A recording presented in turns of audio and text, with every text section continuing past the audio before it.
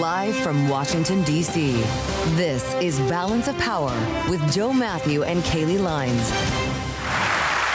There you have it. A nice round of applause for the chair of the Federal Reserve, Jay Powell, speaking live before the Greater Providence Chamber of Commerce, located there in Warwick, Rhode Island, the home of T.F. Green Airport, and covering a lot of ground here. They finally did get to tariffs, and we've seen a lot of headlines on the terminal to that effect, with Jay Powell suggesting that it is a one-time pass-through, that tariffs will drive a one-time change in prices, not unlike the White House has been saying, though still warning about the effects of cutting too early. I'm Joe Mathieu in Washington. This is Balance of Power on Bloomberg TV and radio. We're going to bring you to World Headquarters in New York to talk with Bloomberg's Michael McKee, who is also watching and listening to Jay Powell. It's a bit newsier than I expected, Mike, coming off the news conference that you were just in about a week ago. The Fed chair speaking at length about the impact of tariffs and what he seems to see as a weakening job market. Basically, though, Joe, he was reiterating what he had said, that tariffs are going to be a one-time impact on inflation. Now, he did say in his remarks that when he says one time, he doesn't mean 1 month, that they will be spread out because of the nature of the tariffs that the president is putting on. But it will be a sort of one time in each sector, and then we're through it sometime next year, and inflation should start coming down again. It's a gamble, of course, that inflation doesn't start rocketing up and that they don't get the inflation expectations of the American people out of line. But the idea that the labor market is in some trouble is a little shaky, was the justification for the rate cut last week. Right. So there wasn't a lot new there. If we were looking for something new, what I would say is there was a little bit of politics in there. In the beginning of his speech, he talked about how the Fed had to take extraordinary measures because of COVID and because of the great financial crisis to keep the economy from exploding. And he came back and said, we're under a lot of political pressure now for doing what we had to do to keep the economy going, and that we need to stick to what we do, sort of brush back to those who have criticized the Fed for going too far. And at the very end, you notice he was asked about whether they are political, and he gave kind of the standard answer about, no, we just do what's best for the country. Then he added that people who are calling us political, it's just a cheap shot. Pass through less than expected when it comes to tariffs. Kind of interesting to hear him mention that. Mike, is that because companies are eating it, or countries, exporters are eating it? He said basically companies are eating it. That of the three three people who could have to pay most of it, that it doesn't look like exporters are taking on any, if all, much, if any, of the cost, and that the Isn't companies that bad who are news for importing, shareholders? It is, for investors listening to us, because margins compress, and so the feeling is at some point they're going to have to start passing it along, and they haven't really done that yet. But that's what the Fed is keeping an eye on: is when does that start to happen? Fascinating.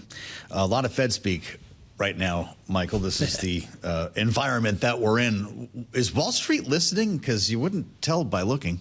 Well, it would depend on who you were talking about. They were listening on Monday when Stephen Myron spoke, and they didn't find anything compelling in what he had to say. And they're listening to Jay Powell today, of course, because he's Jay Powell. He didn't really add anything new. So you're not getting a reaction in the trading markets because of this. But it does kind of put them on the record, and I think that's what everybody else on the Fed is rushing to do, is sort of get on the record about this. We have so many speeches this week, probably a world's record for Fed speeches in 1 week, that we aren't going to probably leave the week with any additional views on how things are going to happen, but at least we'll know what each individual thinks.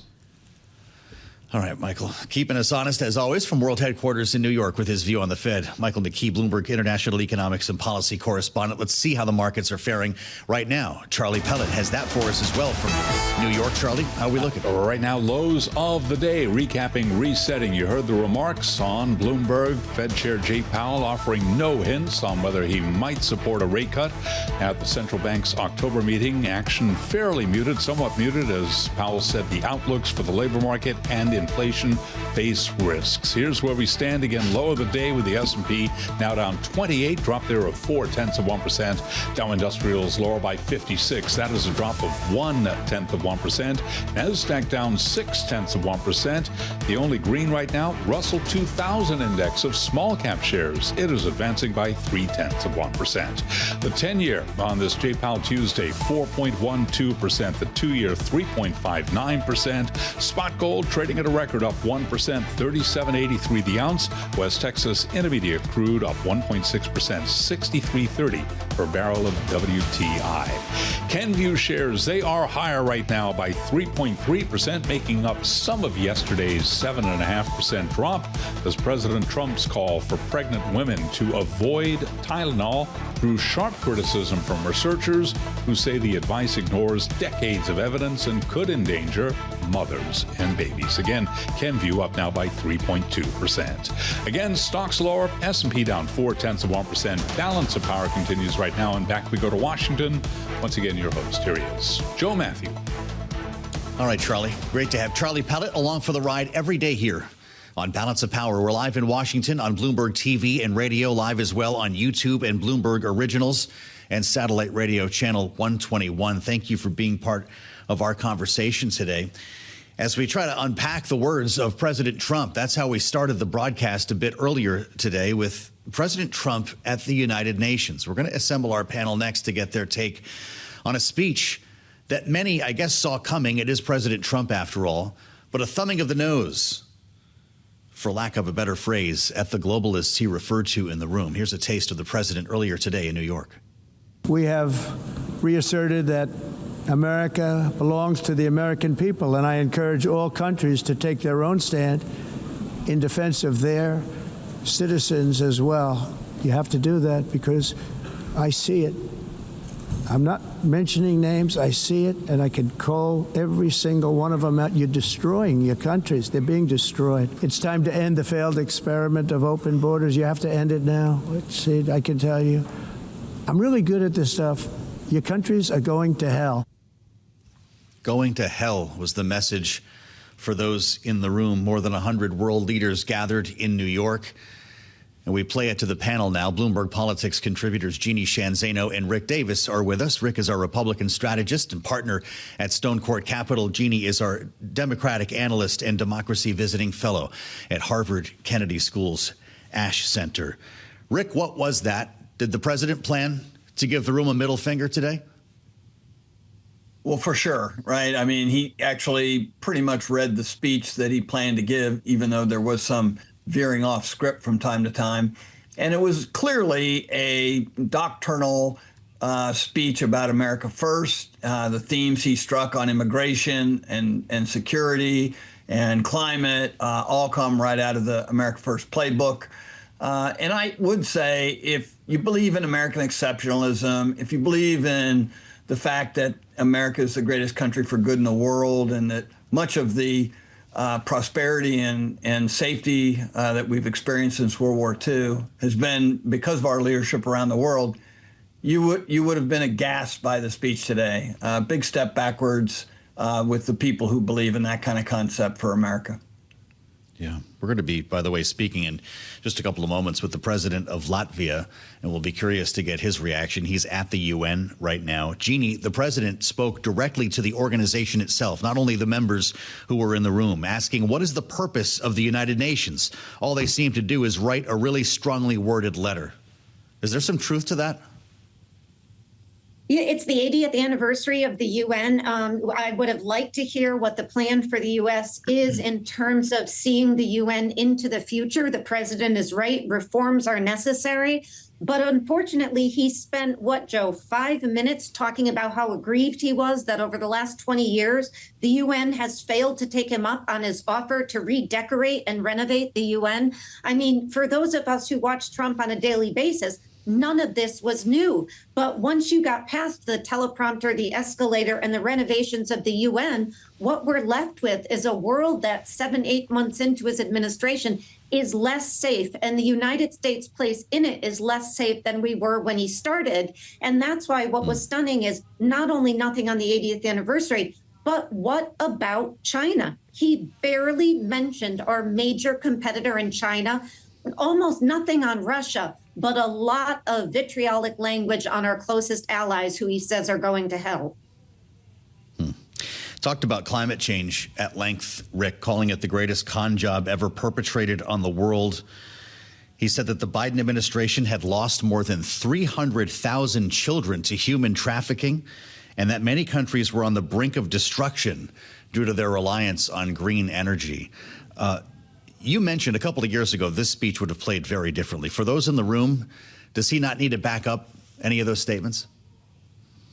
Well, he won't. I mean, I think we have enough of a track record with Donald Trump to know that he's going to let the fur fly, right? And it doesn't have to be accurate. He's making a point. He would even say, I'm just, hyperbole is my friend. Sometimes I exaggerate. But, look, I mean, this was a speech full of factual inconsistencies. The case on climate today was exceptionally strong from his point of view. I mean, it took up a lot more of the time at the UN speech than it would have, I thought, been granted by him. But full of inconsistencies. He loves to rail about China, not having any wind power. Why would we have any? And of course, they're the leader in the world on wind power. So, I mean, unless you put a filter on this, you would look at the world much differently by the kind he described.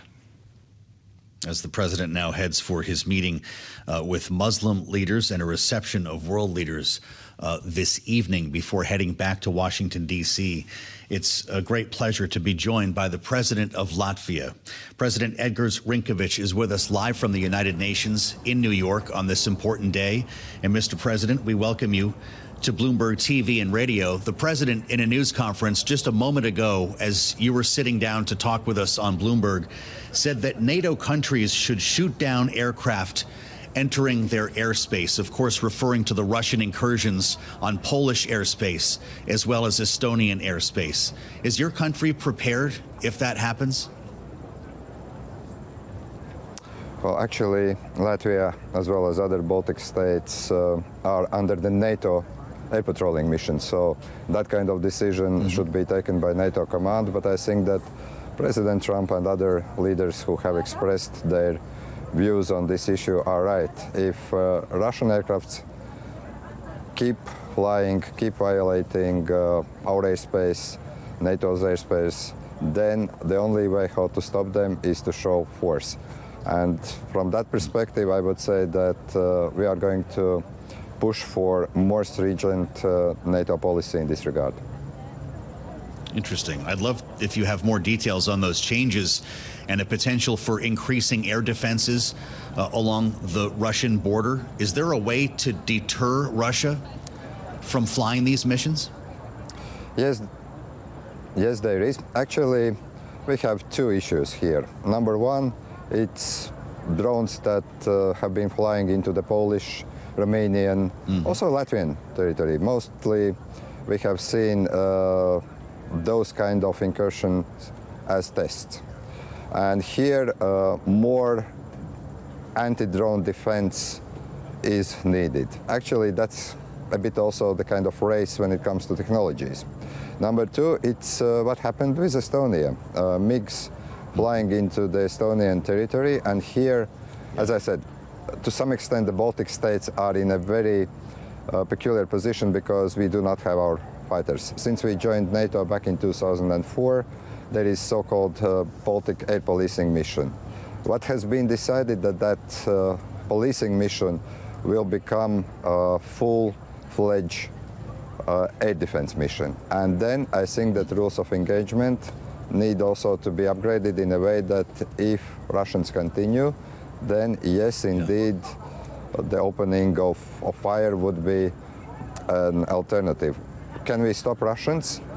Yes, we have seen what happened with the Baltic Sea. A couple of months ago, we had many incidents with underwater infrastructure. When so-called Baltic Sentry mission started, more ships, NATO ships patrolling the Baltic Sea, all of a sudden the pattern changed. The problem with Russians is that they are going to stop incursions in the Baltic or in the NATO airspace if they see show of force. But at the same time, they are going to find other ways how actually to test and to challenge the alliance. So are you essentially, President Rinkēvičs, describing a no-fly zone for Eastern Europe, for border nations that NATO would work together on? Is that how you defend the skies? Not exactly no-fly zone. No-fly zone would mean that actually we stop flying all aircraft, civilian, friendly NATO aircraft. Understood. I'm advocating for much stringent defense policy of the alliance, as we just discussed. I want to ask you about the idea of a drone wall. Baltic countries are apparently having this conversation, a system that would take down any drones that cross the border. Are you involved in those discussions? Could that be made reality? Yes, indeed, we are talking about that. Indeed, we are learning a lot from Ukrainian experience, but of course we also see that development of technology at this time is so quick that actually it's quite challenging to find the right approach. But indeed, the Baltic nations or eastern flank nations are discussing also the drone wall, as well as actually counter mobility measures against any possible Russian incursion if that may happen. I'm sure you heard the president's speech earlier, President Trump's speech before the United Nations. Mr. President, he spoke about the potential for secondary sanctions against Russia, but said he would only put them in place if European nations stopped buying Russian oil. What is your reaction to that? I'm absolutely supporting that proposal by President Trump. Actually, Latvia, along other countries that are bordering Russia, have been advocating for stopping buying Russian oil and gas since 2022. We actually made that decision when Russians started their full-scale aggression back in February 2022. So from that point of view, I do believe that President Trump is right. I do believe that all European nations must stop buying Russian oil and gas, and they must stop financing Russian war machines. So from that point of view, there is a point in what President Trump said in his address to the United Nations General Assembly. Well, what are you hearing, President, from your NATO allies who are in fact purchasing Russian oil? Will they make that commitment? Well, I think that if there is a clear position from the United States, if other EU nations or NATO European allies do stop buying Russian oil and gas, and there is no alternative. It's US LNG, by the way. Latvia is buying currently around 75% of the United States liquefied natural gas.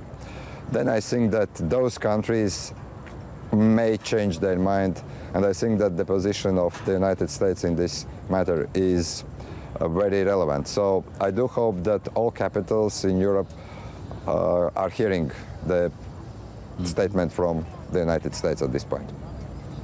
Well, there's a story coming out of the Pentagon here in Washington. The Department of Defense is pulling back on funding for programs on NATO's eastern flank, including the Baltic Security Initiative, which would impact your country. Are you hearing directly from the Pentagon on this? And can countries like yours make up the difference? Well, we are in discussions with our colleagues in the United States Department of War. And at this point, I would say that we are very grateful to the United States for all the assistance the country has provided to Latvia since re-establishment of our independence. But we are also working with the Congress, and I do hope that we are going to find the solution where we are going to continue this cooperation. Let me say that actually, when it comes to the U.S.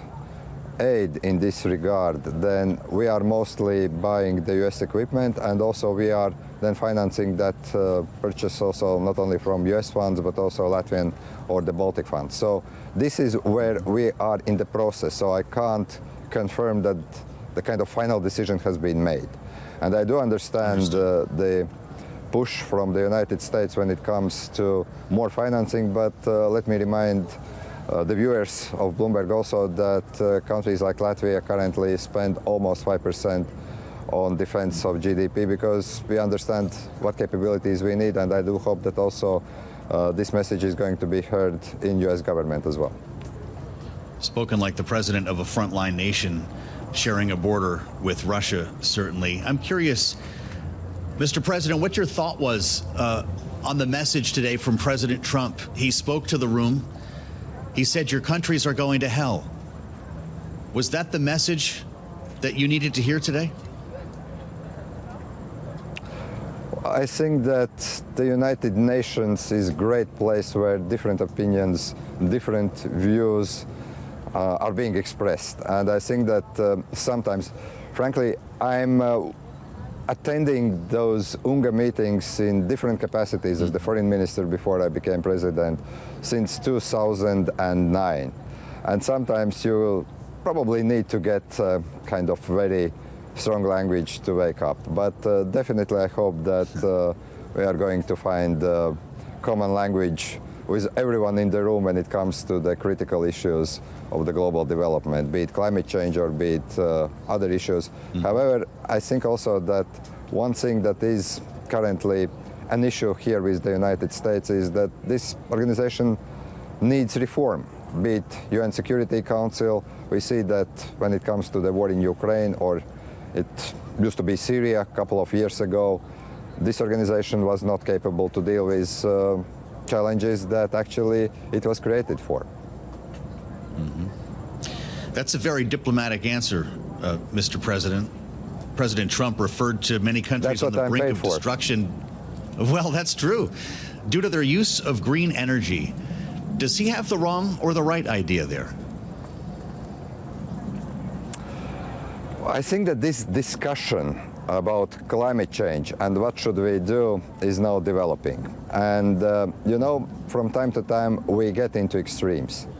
Sometimes we get into extreme that we are all going to die immediately, and then we do some policies that, in hindsight, seem to be not so clever, and then we probably change the tone.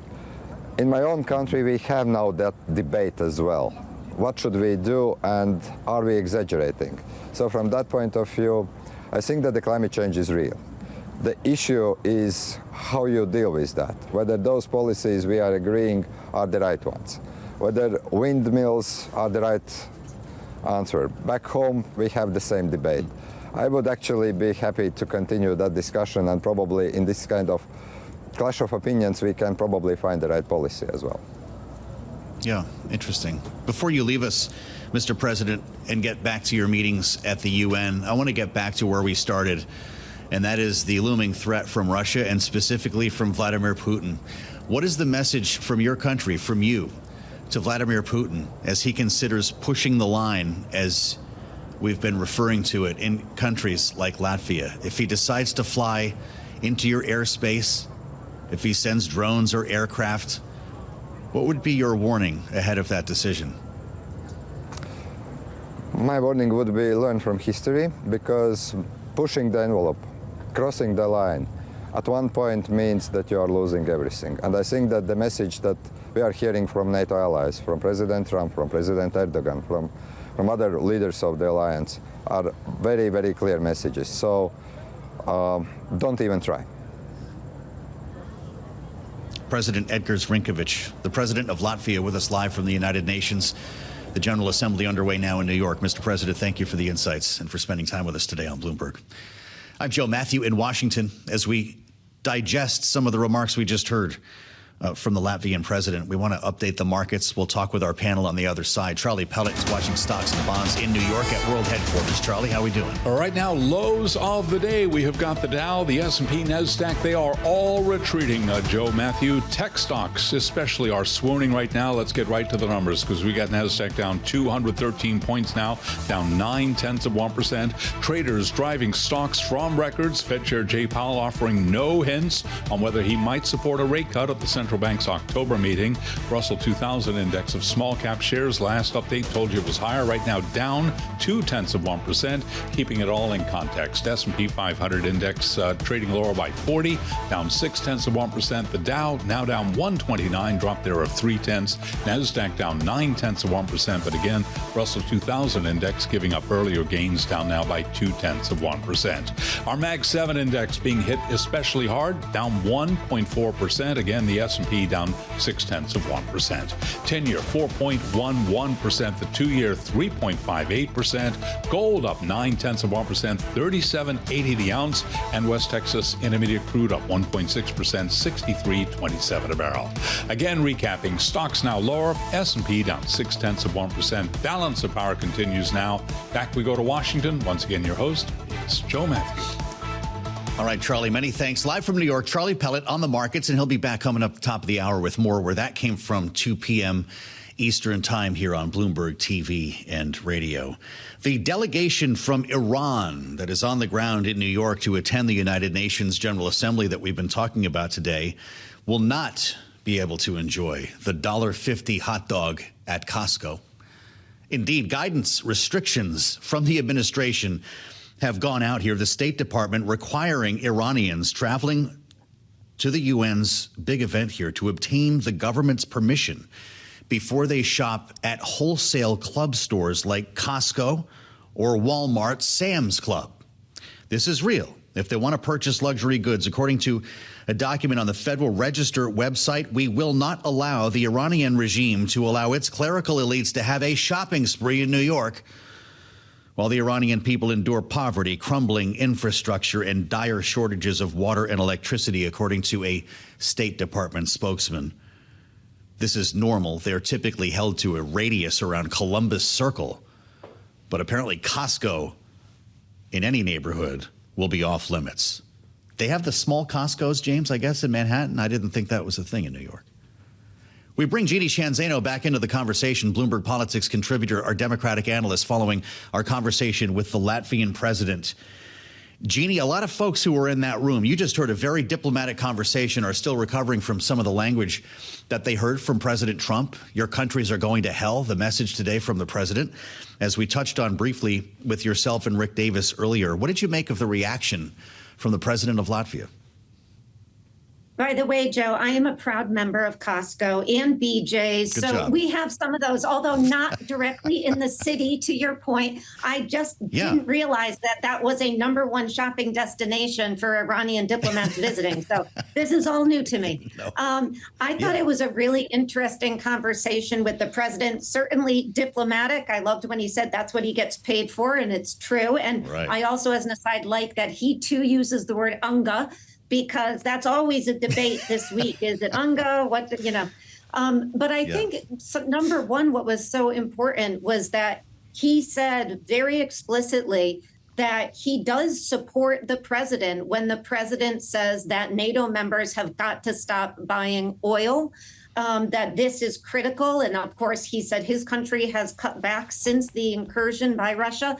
I think what I didn't hear from him is what kind of pressure can Donald Trump put on those NATO members that are spending the most? Because, of course, those are some of Donald Trump's closest alliances in NATO, including Viktor Orban in Hungary, Slovakia, Turkey. So I also, and certainly the president didn't say this, but was stunned to hear President Trump say during his speech that he only learned about these purchases 2 weeks ago. I'm assuming that that is not the case, but if it is, that is stunning to me because, of course, it's long been discussed. I'm glad that you mentioned that. I couldn't believe that statement because it's something that we've been talking about since the beginning of the Russian invasion of Ukraine. Not only did he say he just heard about it, he said that the European leaders couldn't believe that he found out. Jeanne, by the way, remarkable to hear the Latvian president, the first time I've heard another world leader refer to the Department of War here in the United States. I just mention it for what it's worth because I was surprised when he said it. The president of the United States, that is, got into what was happening in London as well when he was talking about the impact of immigration on Europe, which is what generated the line, your countries are going to hell, that we played for you. he talked about the European continent invaded by a force of illegal aliens like no one has seen before, and suggested that London is moving towards Sharia law. There are people in the room who know that's not true, right? Certainly, I hope that most, if not all of them, know that is not true. He had some really difficult words for the mayor, who there's no love lost between the two of them. But this is pure Donald Trump. And those of us who have long watched him, I was thinking during his speech, Joe, that if this had been 10 years ago and it was his first or second speech to the UN, I may have been stunned. But I think we have become so used to the way that Donald Trump talks. And this seemed a lot more like a MAGA speech than it did a speech at the UN, the kind that we are used to. And of course, this is what Donald Trump supporters love about him. He will go out and pretty much say anything. But of course, so much of what he says has to be fact checked. Certainly the issue of Sharia law. Rick mentioned before the issue of the wind turbines in China. I mean, the fact that he says he's settled 7 wars. I mean, the list of fact checking that had to go on for that speech is very, very long. And when the camera panned to the faces in the audience, they were pretty much stone-faced. And there was a lot less nervous giggling, I think, than we saw when Donald Trump first came to the UN. I want to ask you about that. Remember, it was 2018 when he got a round of laughter as he was kind of boasting about his accomplishments. The president stopped and said, wow, I didn't expect that reaction. Everyone was being pretty honest, I think, on both sides of the speaker's rostrum that day. There was no laughing today outside of some of the jokes that he was making about Brazil and a few other things. What did you make of the reaction to the speech? You mentioned the dour looks on world leaders' faces. It was a very different room. We only have about a minute left, Jeanne. Speak to it. Yeah, very different room. And the only applause I heard, and correct me if I'm wrong, Joe, was when he said release all the hostages, because obviously so many people in that room and elsewhere agree with that. But I think world leaders, like so many of us in the United States, are more used to Trump. They have figured out a way to deal with him. And I think they were prepared for this. Absolutely. We're going to have a lot more on this, of course, meeting of the United Nations General Assembly in our late edition. Jeanne, thank you so much. Jeanne Zaino, Bloomberg Politics contributor and democracy visiting fellow at Harvard Kennedy School's Ash Center. Thanks as well to Rick Davis from Stonecourt Capital. I'm Joe Mathieu in Washington. This is Bloomberg.